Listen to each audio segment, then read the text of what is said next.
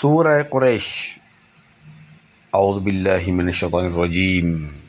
بسم الله الرحمن الرحيم.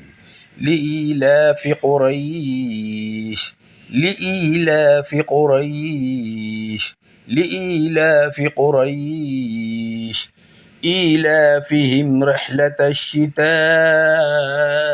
والصيف إيلافهم رحلة الشتاء والصيف إيلافهم رحلة الشتاء والصيف فليعبدوا رب هذا البيت فليعبدوا رب هذا البيت فليعبدوا رب هذا البيت الذي أطعمهم من جوع وآمنهم من خوف الذي أطعمهم من جوع وآمنهم من خوف الذي أطعمهم من جوع وآمنهم من خوف.